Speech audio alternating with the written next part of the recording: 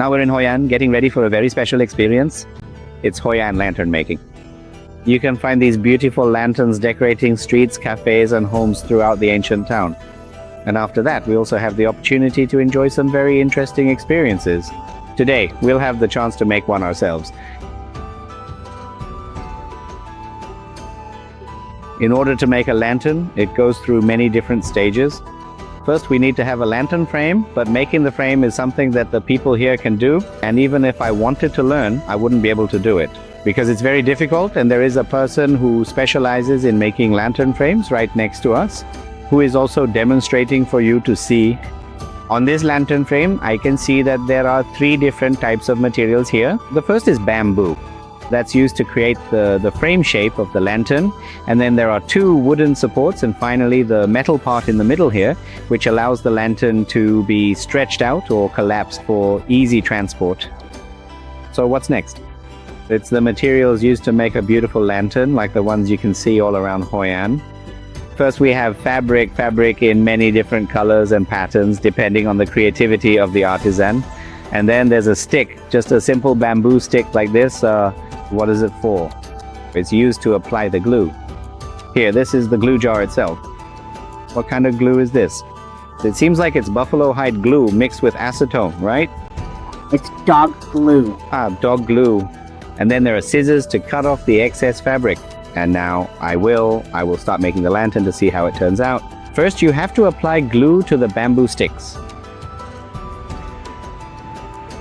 Apply it to all of them, or just 1, 2, 3, 4 ribs. 1, 2, 3. Yeah. So you don't apply it to all of them, just about 4 ribs. Just these 4 ribs like this. Then after that, you spread out the glue. 2. These 2 ends as well. And also this part up here, so you can stick the fabric on top as well as underneath. Right, that's correct. All right. Okay. Done.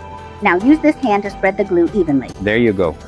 Once you have finished that step, use this small wooden stick to evenly spread the glue onto the entire surface of the bamboo slats.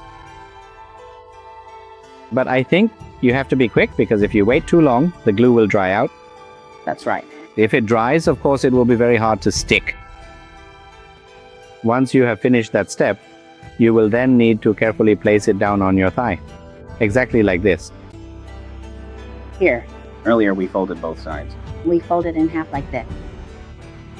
After folding it out, Then what? then I draw from the crease where you applied the glue. Glue it right here. So why do we fold it in half? We glue 1 half on this side, then flip it over and glue the other half. So we glue it like this, right? No, you have to glue. Like this. That's right. Yeah. Here. So after that, how do you glue it? There. The piece of fabric will be folded in half like this. I still don't understand how the gluing method is supposed to work. The piece of fabric is folded in half like this. There. Once it's folded, it's smaller. It's smaller than this one. It is right there. So if I do it exactly like this, would you say that is the correct way to go about it? Right?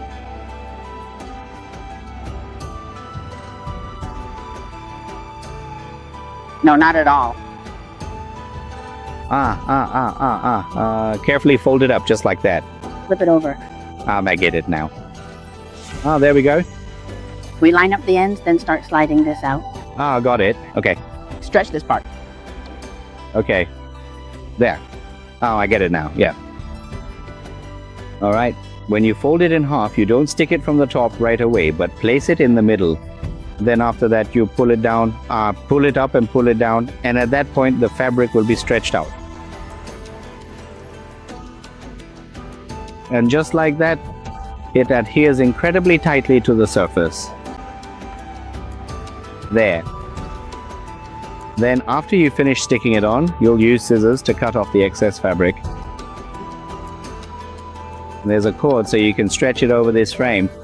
But during the process of cutting off the excess fabric, I accidentally cut through several of the cords. So this product ended up being ruined. Honestly, I have to say, this job seems simple, but it's not easy at all.